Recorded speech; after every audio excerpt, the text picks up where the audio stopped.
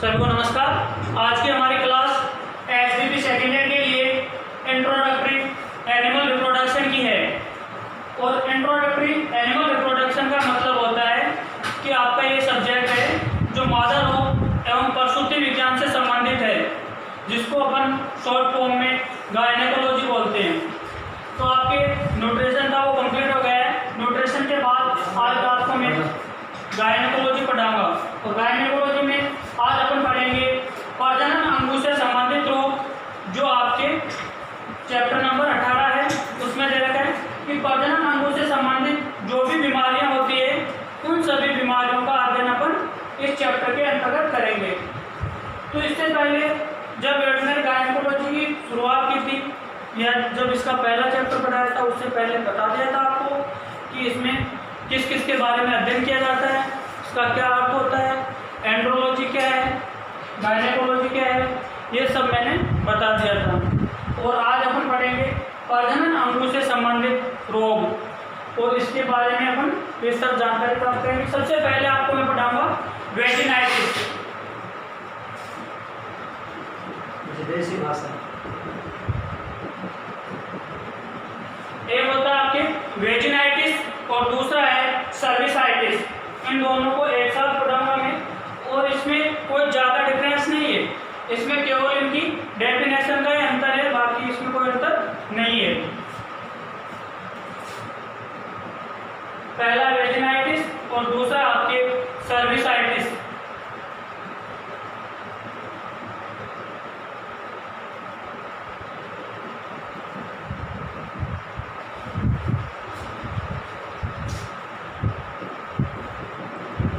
कोई भी शब्द हो, उस शब्द के पीछे अगर आइटिस शब्द लग गया, इसका मतलब होता है इन्फ्लामेशन।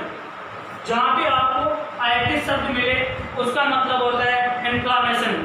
और इन्फ्लामेशन में क्या होता है वो आपको वेटरनरी मेडिसिन में बता दिया गया है, लेकिन फिर भी एक बार और बता देता हूँ। इन्फ्लामेशन का मतलब होता है शोथ या सूजन। और इन्फ्लामेशन में 5 काम होते हैं आपके: loss of function, pain, redness, necrosis और जो उत्तक होते हैं उनकी सामान्य कार्य क्षमता में गिरावट आ जाती है। तो ये 5 काम आपके इन्फ्लामेशन में होते हैं। अगर ये कंडीशन है तो ही अपन उसको इन्फ्लामेशन बोलेंगे, अन्यथा अपन उसको इन्फ्लामेशन नहीं बोल सकते। तो अब अपन बात करते हैं सर्विसाइटिस और वेजिनाइटिस की। सर्विसाइटिस किसे कहते हैं और वेजिनाइटिस किसे कहते हैं। तो सबसे पहले आप इसकी डेफिनेशन देखिए।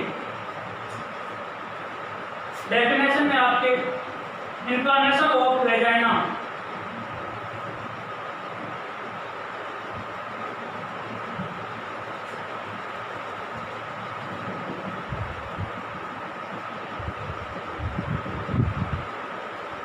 इन्फ्लामेशन ऑफ वेजाइना वेजिनाइटिस कहलाता है। दूसरा आपके सर्विसाइटिस,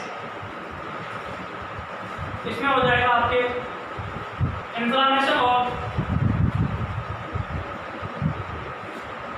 सर्विक्स, यानी वेजाइना की सूजन को वेजिनाइटिस कहते हैं, जबकि सर्विक्स की सूजन को सर्विसाइटिस कहते हैं। अपन ने पढ़ा था मादा जनन तंत्र, और मादा जनन तंत्र में अपन पढ़ा था अंडाशय, अंडवाहिनी, गर्भाशय, सर्विक्स, वेजाइना, वल्वर लिप्स, इन सब के बारे में अपन ने पढ़ा था। ये क्या है? मादा जनन तंत्र के अंग है, और जब इसमें से किसी भी अंग में सूजन आ जाती है तो उस सूजन को उस अंग के नाम के साथ जोड़ देना है। जैसे आपके अंडवाहिनी है तो अंडवाहिनी की सूजन को क्या कहते हैं? साल्पिंजाइटिस। वेजाइना की सूजन को वेजिनाइटिस, सर्विक्स की सूजन को सर्विसाइटिस कहते हैं।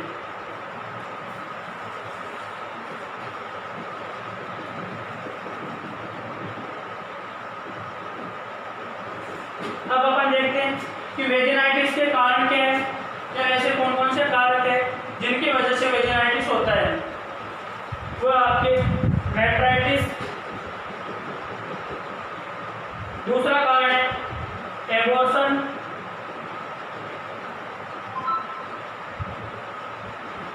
तीसरा कारण है डिस्टोपिया, और पांचवा कारण है आपके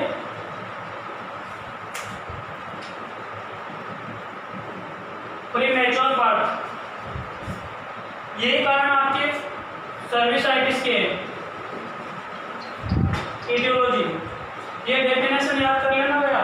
ईटियोलॉजी है, सिम्टम है, ट्रीटमेंट है, डायग्नोसिस है।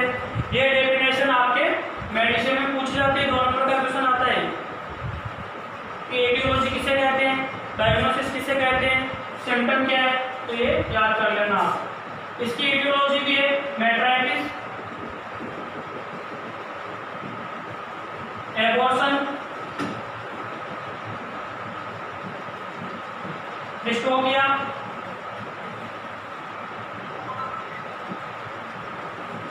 और प्रीमेच्योर बर्थ। हाँ, ये आपके सर्विसाइटिस और वेजिनाइटिस के कारण है। इसमें आपको सबसे पहले पता होना चाहिए कि मेट्राइटिस क्या है या मेट्राइटिस किसे कहते हैं। तो मेट्राइटिस का मतलब होता है आपके इन्फ्लामेशन ऑफ यूटेराइन एंडोमेट्रियम, यानी गर्भाशय की अंतःगर्भाशय कला की सूजन को मेट्राइटिस कहते हैं। एक होता है मेस्टाइटिस, वो अलग है। मेस्टाइटिस का मतलब होता है मेमरी ग्लैंड्स में इन्फ्लामेशन या inflammation of mammary glands, mastitis कहलाता है। लेकिन ये है आपके मेट्राइटिस, जिसको अपन क्या बोलते हैं, इन्फ्लामेशन ऑफ यूटेराइन एंडोमेट्रियम कहते हैं। दूसरा आपके एबॉर्शन। एबॉर्शन किसे कहते हैं? एबॉर्शन का मतलब होता है किसी भी मादा पशु का गर्भकाल पूर्ण होने से पहले मर्द बच्चे का पैदा होना, एबॉर्शन कहलाता है। तीसरी चीज आपके डिस्टोपिया। डिस्टोपिया किसे कहते हैं? यानी जब मादा पशु अपने स्वयं के प्रयास से बच्चे को जन्म नहीं दे पाती है तथा कष्टदायक प्रसव होता है, तो उस स्थिति को डिस्टोपिया कहते हैं। एक होता है आपके यूटोपिया। यूटोपिया का मतलब होता है नॉर्मल पार्चुरेशन, यानी साधारण प्रसव क्रिया को यूटोपिया कहते हैं, जबकि कष्टदायक प्रसव क्रिया को डिस्टोपिया कहते हैं। और लास्ट कारण है आपका प्रीमेच्योर बर्थ। प्रीमेच्योर बर्थ का मतलब होता है किसी मादा पशु का गर्भकाल पूरा होने से पहले जीवित बच्चे का पैदा होना प्रीमेच्योर बर्थ कहलाता है। तो ये आपकी एटियोलॉजी हो गई। लेकिन इस एटियोलॉजी में भी आपको इस कारण है वो पता होना चाहिए कि मेट्राइटिस किसे कहते हैं, एबॉर्शन किसे कहते हैं, डिस्टोपिया किसे कहते हैं, और प्रीमेच्योर बर्थ किसे कहते हैं। ये आपके यहाँ पे 6 लाइन लिख रखी है। ये 6 की 6 इंपॉर्टेंट है। इसमें से कई प्रकार के क्वेश्चन आपके बन सकते हैं। सबसे पहले तो ये क्वेश्चन आ सकता है आपके कि वेजिनाइटिस क्या है, इन्फ्लामेशन ऑफ वेजाइना, वेजिनाइटिस क्या होता है। दूसरा मेट्राइटिस क्या है, inflammation of uterine endometrium, metritis कहलाता है। गर्भकाल पूर्ण होने से पहले मर्द बच्चे का पैदा होना एबॉर्शन कहलाता है। और यही कारण आपके सर्विसाइटिस के हैं। सबसे पहले इनकी डेफिनेशन होगी, डेफिनेशन के पश्चात इनकी एटियोलॉजी या कारण हो गया, और कारण के बाद अब अपन देखेंगे लक्षण कि वेजिनाइटिस और सर्विसाइटिस के दौरान पशु में किस प्रकार के लक्षण दिखाई देते हैं।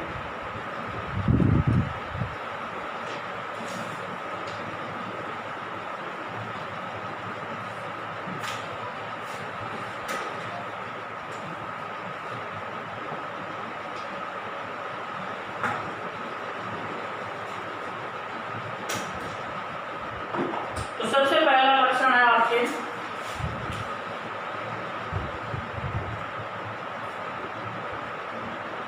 सिम्टम या लक्षण। जैसे वेजिनाइटिस या सर्विसाइटिस होती है तो पशु के वल्वा द्वारा मवाद आता है। देखिए, वल्वा द्वारा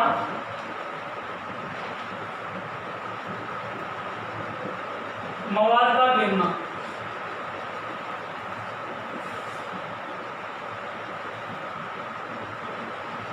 लक्षण दोनों में सेम है भाई, केवल इनमें डेफिनेशन का अंतर है, बाकी दोनों की इटियोलॉजी और सिम्टम में जो समान है।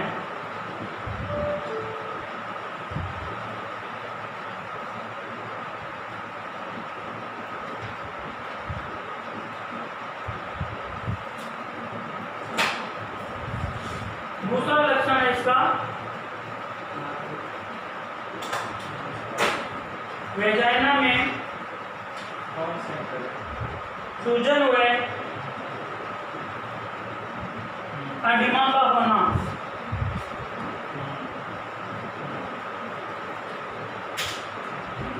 वेजाइना में सूजन हुए एडिमा का होना। डेफिनेशन ये थी, इसमें हो जाएगा सर्विक्स में सूजन हुए एडिमा। इसमें तीसरा लक्षण आपके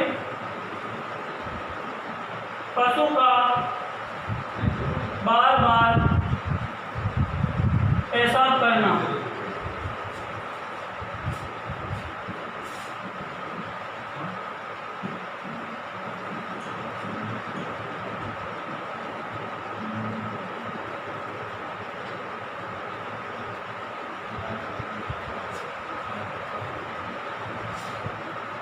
इन दोनों बीमारियों के दोनों पशुओं में अपने को निम्न लक्षण देखने को मिलते हैं।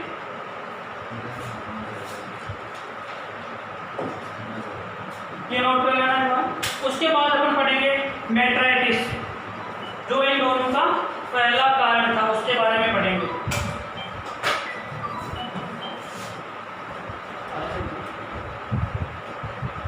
आगे सर मेरे पास स्क्रीनशॉट देता हूँ आपको।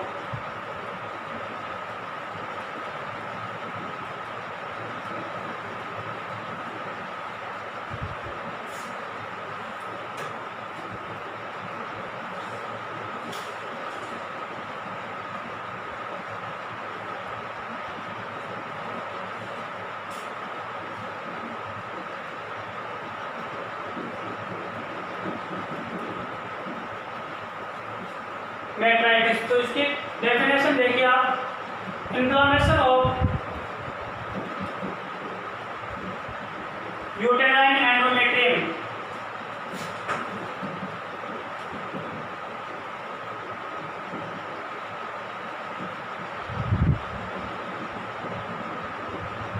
इन्फ्लामेशन ऑफ यूटेराइन एंडोमेट्रियम, ये चीज मैंने आपको एलपीएम में फर्स्ट ईयर में पढ़ा दी थी बहुत सी, लेकिन यहाँ पर फिर पढ़ सकते हो आप।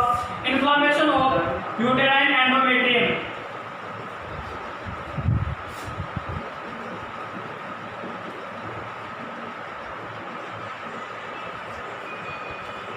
नेक्स्ट आपके इटियोलॉजी। इटियोलॉजी में इसके कई कारण हो सकते हैं, बैक्टीरियल कारक भी है, वायरल कारक भी है, उसका पोषण भी है, वातावरण है, कई ऐसे कारक है जिनके कारण मेट्राइटिस हो सकता है। तो इटियोलॉजी में अपन सबसे पहले देखेंगे bacterial infection. Bacterial infection,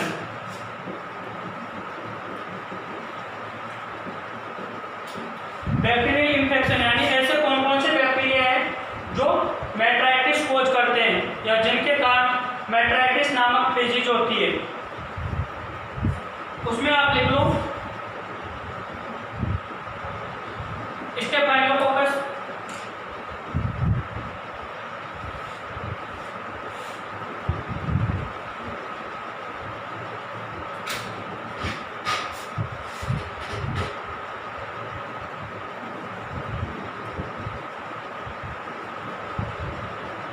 trichomonas fetus,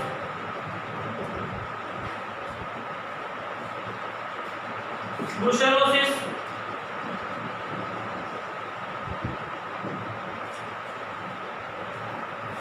brucellosis के अलावा आपके विब्रियो फिटस,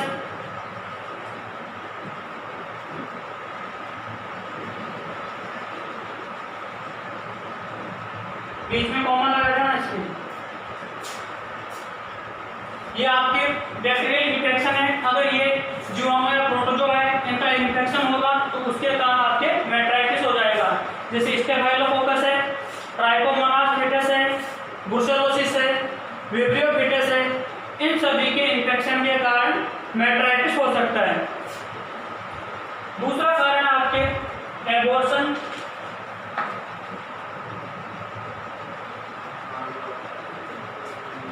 तीसरा कारण आपके आरओपी। आरओपी का मतलब होता है रिटेंशन ऑफ प्लेसेंटा। जब मादा पशु के प्रसव क्रिया होती है तो प्रसव क्रिया के पश्चात किसी कारण से प्लेसेंटा या जेर नहीं गिर पाती है या जेर रुक जाती है तो उसके कारण भी आपके मेट्राइटिस हो जाता है। तो ये भी आपके एक कारण है। इसके बाद चौथा कारण आपके डिस्टोकिया। ये डिस्टोकिया है, एबॉर्शन है, ये सभी के कारण है भाई। इन सब के कारण क्या है, प्रजनन अंगों से संबंधित रोग हो जाते हैं। नेक्स्ट आपके प्रीमेच्योर बर्थ।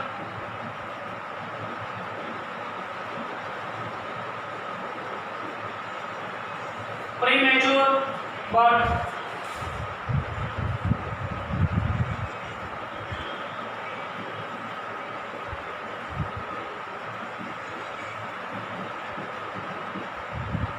इसके अलावा जब हार्मोन इम्बैलेंस हो जाते हैं तो उसके कारण भी मेट्राइटिस हो जाती है। हार्मोन्स का सिक्रेशन वगैरह है वो प्रॉपर नहीं हो पाता है तो अभी पशुओं में मेट्राइटिस हो सकता है।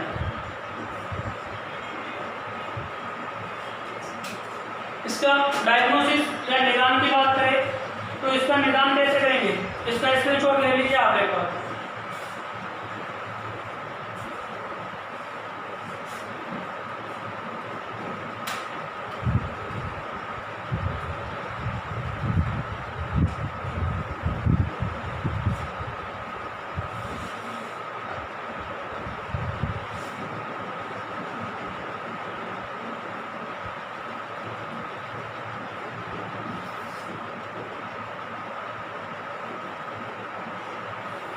डायग्नोसिस से अपन इसका करेंगे अकॉर्डिंग टू सिम्टम।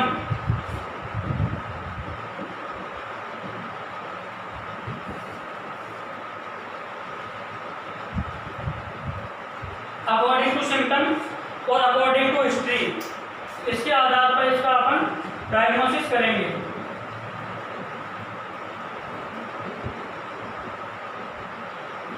इसमें अपन कैसे करेंगे, अकॉर्डिंग टू सिम्टम का मतलब होता है कि पशु किस प्रकार के लक्षण प्रदर्शित कर रहा है। जिस पशु के मेट्राइटिस है और उस पशु का अपन क्लिनिकल ऑब्जर्वेशन करेंगे तो अपन देखेंगे कि पशु के वेजाइना से मवाद आता है और वो मवाद चॉकलेट कलर का होता है, उसमें कई प्रकार के बैक्टीरियल इन्फेक्शन होते हैं।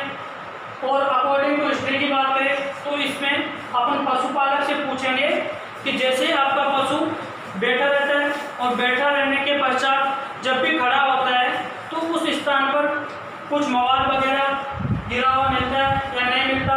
जब पशु पेशाब करता है तो नॉर्मल पेशाब करता है या पेशाब के साथ कुछ और भी फ्लूइड वगैरह आता है या उसमें मवाद आती है, क्या आता है। तो ये हिस्ट्री अपन पशुपालक से लेंगे, इसके आधार पर इसका डायग्नोसिस करेंगे। नेक्स्ट है इसका लक्षण या सिम्टम।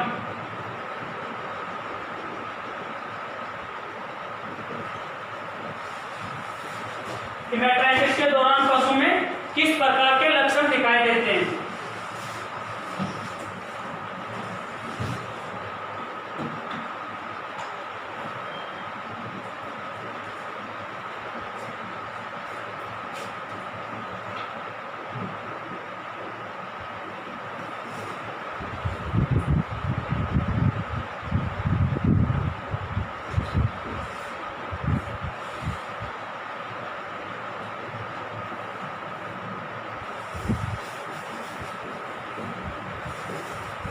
तो इसमें पहला लक्षण तो आपको ये दिखाई देता है कि पशु का एस्ट्रोसाइटिक या तो नॉर्मल होता है या छोटा हो जाता है, यानी कम समय में ही पशु हीट जैसे लक्षण प्रदर्शित करने लग जाता है और पशु हीट में नहीं होता है, लेकिन फिर भी अपने को ऐसे लगता है कि मादा पशु हीट में है और हीट के लक्षण प्रदर्शित कर रहा है।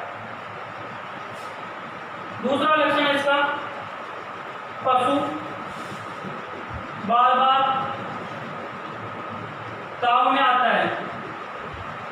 ताव का मतलब हेड या मध्य होता है। पशु बार बार ताव में आता है लेकिन गर्भधारण नहीं होता है। पशु बार बार ताव में आता है लेकिन गर्भधारण नहीं होता है। ये तो आपको भी पता है कि सबसे पहले जब आपको ये चैप्टर पढ़ाया था प्रेगनेंसी डायग्नोसिस वाला या कृत्रिम गर्भाधान भी मैं करवा चुका हूँ, तो उसमें भी आपने देखा होगा कि जब पशु प्रेग्नेंट हो जाता है या गर्भित हो जाता है तो गर्भित होने के पश्चात पशु दोबारा हीट में नहीं आता है। लेकिन जब मेटाइटिस नामक डिजीज हो जाती है तो उसमें क्या होता है कि पशु हर 15-20 दिन से हीट में आ जाता है। अपन उस पशु को कंसीव भी करा देते हैं लेकिन वो पशु गर्भित नहीं हो पाता है। जब पशु गर्भित नहीं होगा तो वापस 20 दिन या 21 दिन के अंतराल पर वो दोबारा हीट के लक्षण प्रदर्शित करेगा। तीसरा सिम्टम है इसका, यूट्रस का इन्वोल्यूशन देरी से होता है।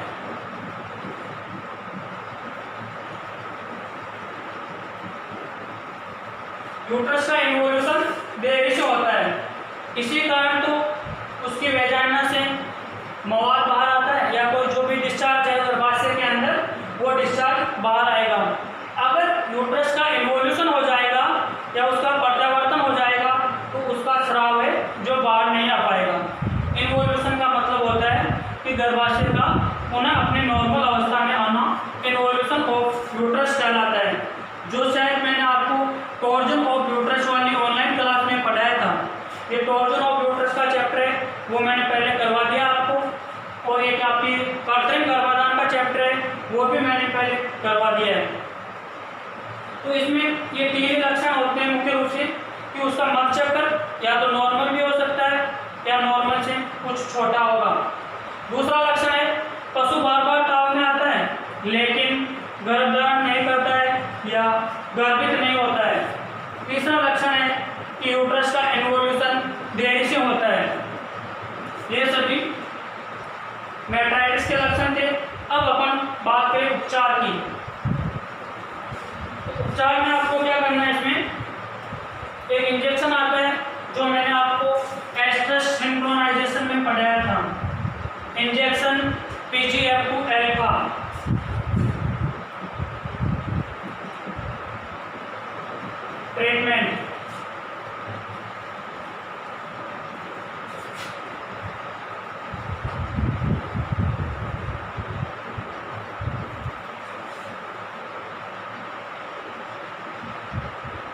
ट्रीटमेंट में आपके इंजेक्शन PGF2 अल्फा ये आपको 25 mg इंट्रामस्कुलर मार्ग से देना है। ट्रीटमेंट की बात करें तो injection PGF2 alpha 25 mg IM देना है। पशु का जितना बॉडी वेट होता है उसके अकॉर्डिंग इसका उपयोग करना है। इसके अलावा पशु का सपोर्टिव ट्रीटमेंट भी करना है। सेकेंडरी इन्फेक्शन को रोकने के लिए पशु में एक ब्रॉड स्पेक्ट्रम एंटीबायोटिक लगाएंगे। उसके दर्द को कम करने के लिए इंजेक्शन एनाल्जिन लगाएंगे। इसके अलावा इंजेक्शन CPM, B कॉम्प्लेक्स और उसकी वीकनेस को कम करने के लिए और पशु को डिहाइड्रेशन से बचाने के लिए, उसको एनर्जी प्रोवाइड करने के लिए कोई भी एक फ्लूइड थेरेपी है वो भी अपन पशु को देंगे। लेकिन ये ट्रीटमेंट है जो आपको मेडिसिन के अंतर्गत पढ़ा दिया गया है। यहाँ पे केवल एक इंजेक्शन का नाम लिखा रहा हूँ मैं जो आपके पशु में मेटाइटिस को खत्म करने के काम आएगा। इसके अलावा जब भी मेटाइटिस हो जाता है तो डायरेक्ट यूट्रस में भी दवा डाली जाती है, जैसे आपके ऑक्सीटेट्रासाइक्लिन है, कोविडीन वगैरह है। ये क्या करते हैं, इंजेक्शन के माध्यम से डायरेक्ट यूट्रस में डाली जाती है ताकि वहाँ का इन्फेक्शन है जो खत्म हो जाए। तो ये आपके जो मेटाइटिस नामक डिजीज थी वो कंप्लीट हो गई है और इससे आगे की रिप्रोडक्टिव सिस्टम से संबंधित जो भी डिजीज है वो अपन नेक्स्ट क्लास में पढ़ेंगे। Thank you.